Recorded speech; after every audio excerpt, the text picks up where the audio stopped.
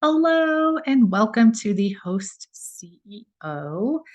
And we're going to do a case study on one of my properties to give you a sense of how I approach investing and how I am doing, and how you too might be able to invest. So my name is Kate Stormer. This is me. In the property we're actually going to talk about today. I live in Michigan with my husband and our kids. And the property we're going to talk about today is we call her Hidden Haven Soha, Soha referring to South Haven, Michigan.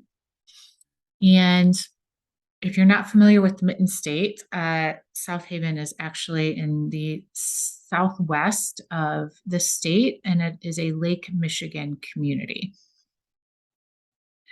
So this slide starts, we put together at the time we were looking at this property, we had put together a essentially investor prospectus because we knew we were going to pitch this for private money. And we'll talk a little bit more about that. So I'm going to walk you through what we presented to the investor at the time that we made this acquisition. And to understand a little bit about the property, let's start by talking first of all about the market, because you can't talk about the property without understanding the market, right?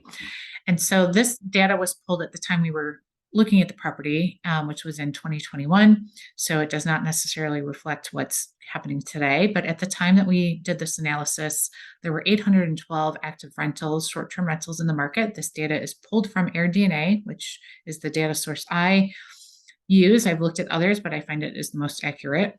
And about half of them are 3+ bedroom rentals. Very seasonal occupancy, 56% overall, with summer being the high season. Again, this is a beach market, but there is a lot of year-round appeal in this market.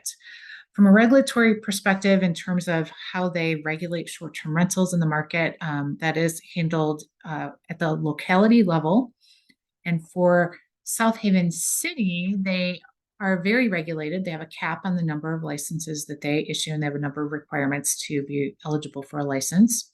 The township, which is where this property is, has no regulations at the time. And I think there's a lot of different philosophies around markets and choosing to have a short-term rental business within various markets.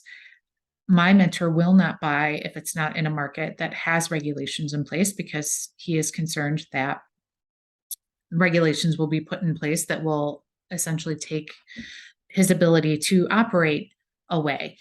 I did not have that concern in this market because I felt that the township would be more inclined to model itself after the more common sense regulations of the city versus actually just shutting down businesses. And I will tell you, they are now talking about regulations, and that is looks to be like that is what will happen, is they'll actually have some regulations. They'll be even less stringent than the neighboring city. At the time we looked at this, the average listing price was $243 per square foot, and the average sales price was $354,000. And on the bottom there, you can see some occupancy data for this market. I think an important point when you evaluate your own potential properties is the fact that it says the average occupancy in the 75th percentile is 76%. I guarantee you that some of those properties come off of the market for some portion of the year. So that 76%, I can guarantee, does not reflect of a 365 calendar year percent, because in this market, a lot of properties come off the rental market for 3, 4, maybe even 5 months. And so when AirDNA and any of these other data scrubbers, warehouses get the data, they cannot account for that. They are looking at the average number of available days. Well, if it was only available for 30 days and it rented out for 100% of those days, it's going to show up as 100% occupancy. Okay. So this is one of the pitfalls of this. I can guarantee that 76% is not accurate. When I'm looking at a market, I want to know, how are the top properties in this market doing? Again, this is a report you can get from AirDNA. You can look at this in AirDNA, and it shows you the top grossing properties in that market. And you can look at all the properties. In this case, I narrowed it down to the top 3 to 4 bedroom properties because that's what we're looking at. And I want to apples as much as possible compare. And so you can see the revenue for the top property was 144.8 with an average ADR of 63. And then as you look toward the bottom right screen, the 8th top grossing 3 to 4 bedroom property in this market was bringing in 84,000 with a 507 ADR. So those are some numbers that I actually like for this market at the time. Again, leading into a little bit more information about the market, I liked the fact that they are obviously investing in themselves. They got their redevelopment ready certification that same year. They've invested a lot into having some nice paved hiking and biking trails. This is a very walkable downtown beach town. Their lodging revenue was up 60% from 2019 to 2020. And it's 90 minutes from Chicago and 75 minutes from the Grand Rapids, so a very nice catchment area. And then it was on the list of top-ranked short-term rental markets by AirDNA in 2019, I think, is the year that I pulled that data, which, by the way, I do not think those reports are accurate. But when we I actually did an analysis of all 25 markets on that report, and only 2 of them actually met my criteria. South Haven was one of them, which is why we targeted South Haven for investing. So this particular property is actually 5 miles from the downtown area. It's not quite 5 miles actually, and that is immediately going to knock a chunk of people out of that might be interested in this property out. But we also knew that its unique location and secluded setting would draw people to it as well. So we weren't as concerned about that. It is easy access. We're right down the road from a state park with beach access. We're very close to a nature area with beach access, walkable, in fact. And we're also right off of the paved biking and walking trail that actually hooks up to a number of other biking trails. As somebody who likes to bike, that was very appealing to me, and I knew would be appealing to others as well. So the home itself, very visually appealing. We think it will, I could see it really popping as a short-term rental just because of how it looked. Again, very secluded, sitting in the woods, 2.4 acres. You can walk or bike easily to the shore, easy access to the area amenities, but you're still having this very secluded stay.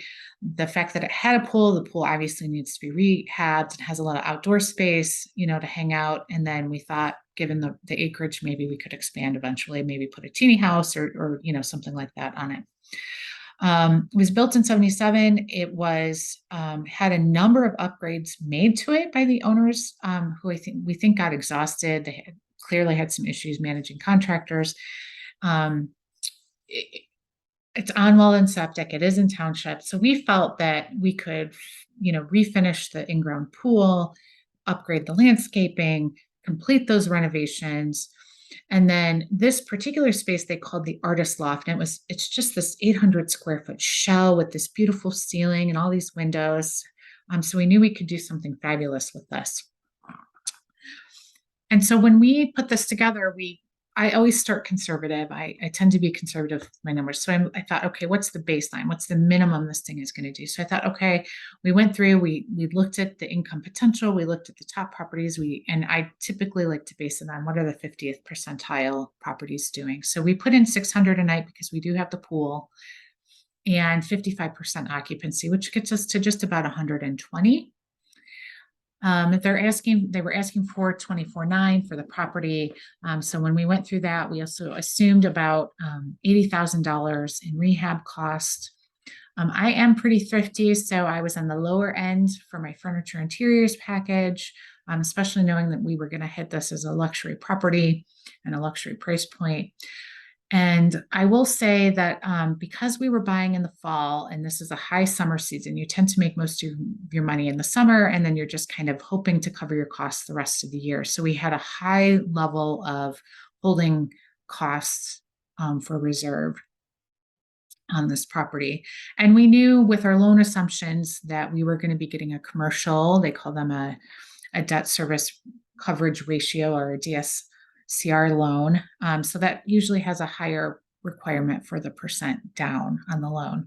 But even with these conservative numbers, we were showing a nice cash on cash return with the potential net profit of around 40,000 and a 16% cash on cash return. And we thought this was really reasonable by the time we looked at our annualized expenses and variable expenses and everything. But I always like this particular property really struck me that we could do super well with this property. And so I looked at what are the overall top properties in South Haven doing? What kind of money are people willing to spend in this market? And what kind of capacity do those have? So these were the overall top grossing properties. Again, this report was from AirDNA. They have a button that you can push in AirDNA just to see who are the top grossing properties in this market. And you can see, all of these properties are coming in at over $250,000 with an ADR of 1,000 and up. And so I ran the numbers, assuming maybe we could hit 950 a night in this market, given our pool, given the seclusion, given what we envisioned for the space, which would give us $190,000, which of course just makes those numbers look even better with a 37% cash on cash return and a net profit of 93,000. So I've mentioned that this was a partnership. This is somebody that I met through some of the coaching work that I've been doing. He lives about an hour and a half away from where I do in Michigan. We both came into the partnership owning our own short-term rentals, but had decided to partner on this project. We had very clear about what our strengths were, what we were bringing to the table. So he is a 30+ year fix and flipper. So very strong renovation background, working with contractors, finding contractors, also, just depth of knowledge about the industry. We decided right up front that I would make all this sort of design and decor decisions. I did do all of that work in that house, including laying out the new ensuite that we did, and I would handle the operations ultimately. So we were very clear that he would make the final decisions on the renovations and sort of the construction, and then I would be the decision maker in terms of operations and decor. We actually spent the most time talking about our exit plan. Which you may not think about right up front, but what if one wants to exit and the other doesn't? How, what's going to be a fair approach to buying out? What, how is that going to look? How are we going to decide? How long are you going to have to make a decision about whether or not you're going to buy the other partner out? We had a lot of discussion about an exit plan. We didn't talk about personal use because we both came into this as an investment, but I mentioned this here because if you're watching this and you're thinking you're going to partner, I have seen many partnerships in vacation rentals disintegrate because they didn't talk about their philosophies around personal use up front. And so maybe one partner who isn't as married to the industry and not thinking about it as an investment as much as they're just offsetting costs, while the other one is really heavily leaning into an investment. And the idea that you would have personal use for 4th of July weekend, which is the hottest and the highest income producing weekend, was obscene, and they just didn't talk about it. And so ultimately, excessive personal use or using it at prime season, how are you going to deal with that? And there are no rules. Your partnership can be, and your agreement can be what you want. I just want to make sure that if you do a partnership, that you have that discussion. For us, personal use, it wasn't an issue. This is a pure investment. We do use the property because we're there for business purposes. I have kids. My kids come with me. They swim in the pool. But it's always, my visits there are for business purposes. And I have mentioned we went into this knowing that we wanted to use private money. My business partner brought that private lender to the relationship. This was a silent partner who just lent us some money. And our goal was to buy it, rehab it, get it rented, refinance it, and then have access to those private dollars for the next project. And we obviously had some opportunities to do some rehab on this. So the offer that we wound up putting in on this was they were asking for 24. They had been languishing actually over 2 months under contract, and the people were unable to get financing, probably because it really had a lot of unfinished rehabilitation was my guess. But we knew by talking to the realtor that the people were done. They wanted to know the deal was going to close and this was going to get off their plate. This was in 2021. It was a seller's market. There were multiple offers. Things were going over asking price. And so we went in with a cash offer that was an escalating offer. So we said we will pay 3% over your highest offer up to 480,000. And our only contingency was proof of the highest bid. So they couldn't say you're going to pay 480 if their highest bid was 440. Okay. And we wanted it 454, 280. Okay. So the rehab, we decided to turn that large plywood shell into a primary suite with an ensuite bathroom. We obviously addressed the landscaping, and we'll go over some of these. We painted it inside and out. We finished out the bathrooms that were mostly finished, but not quite. We added a bunk area. We added a fireplace, and we had a number of interesting things that came up. We had to fix some electrical. We added a water filtration. But I want to talk about these strategic investments. So one of them was in one side of the house had 3 bedrooms and a bathroom, and it was kind of this private, I refer to it as the bathroom wing.